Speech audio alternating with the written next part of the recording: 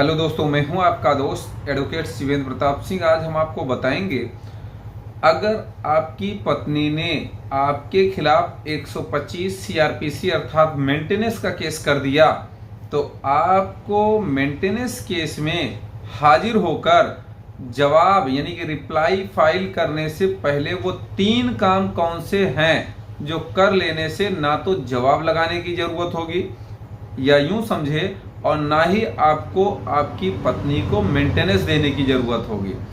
Video अंत तक देखें और इन नियमों के तहत, इन कानूनों के तहत, ऐसा नहीं कि मैं जबरदस्ती के कानून आप पे थोप रहा हूं, मैं वो धाराओं को भी बताऊंगा जिसके तहत ये आपको लाभ मिलेगा और 100% मिलेगा। आप लगा के करके चेक करके देख लो।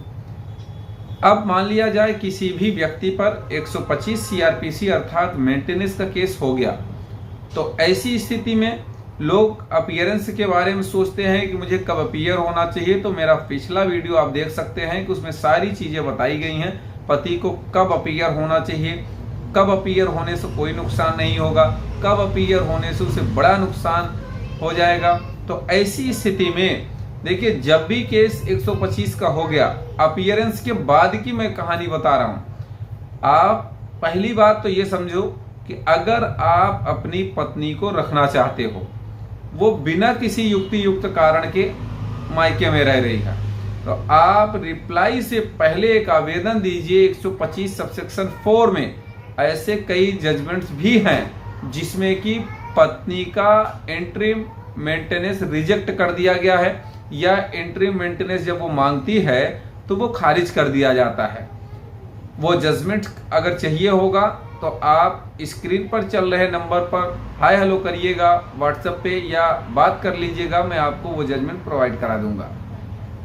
तो आप 125 सबसेक्शन 4 का भी सहारा ले सकते हैं। दूसरा ये कि अगर आपको लगता है कि आपकी पत्नी ने दुनिया भर के झूठ बोले हैं, फर्जी डॉक्यूमेंट कोर्ट को दिया है या फर्जी डॉक्यूमेंट के बारे में बताया है, तो उसे प्रोड्यूस करने के लिए धारा 91 सीआरपीसी में आप एक एप्लीकेशन कोर्ट को दे सकते हैं।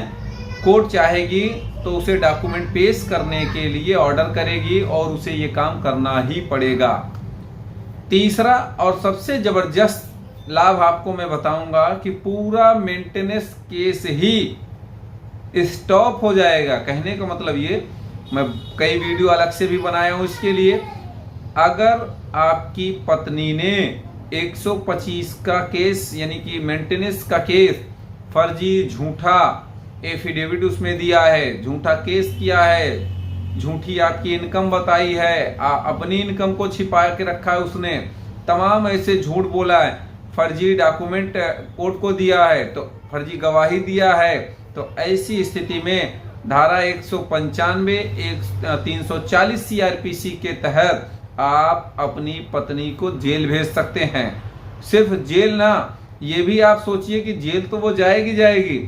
आप जब 340 फाइल करेंगे तो 125 अर्थात मेंटेनेंस का केस स्टॉप हो जाएगा। ऐसा मैं नहीं कह रहा हूं, ऐसा माननीय इलाहाबाद हाई कोर्ट ने अपने Amit Vajpayee versus state of UP के केस में कहा है।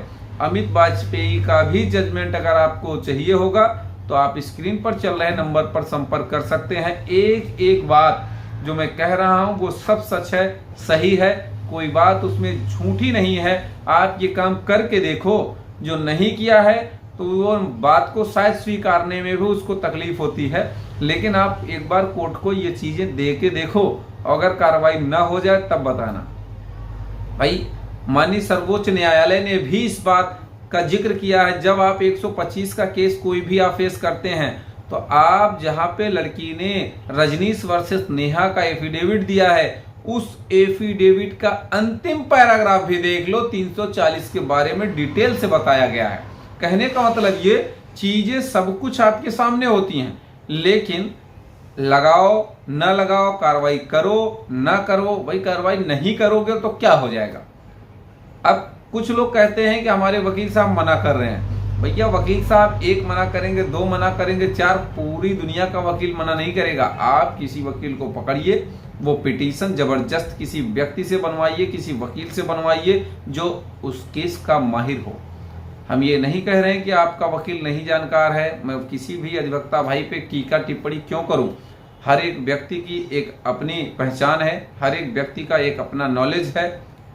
तो उम्मीद करता हूं, आशा करता हूं आज का यह वीडियो आपको बेहद पसंद आया होगा। अगर वीडियो पसंद आया तो वीडियो को लाइक करें, शेयर करें, यूट्यूब चैनल शिवेंद्र हाईकोर्ट को जरूर सब्सक्राइब करें। कोई भी तरह का शेष सवाल रह गया आपका तो स्क्रीन पर चल रहे नंबर पर फोन करके जानकारी ले सकते हैं।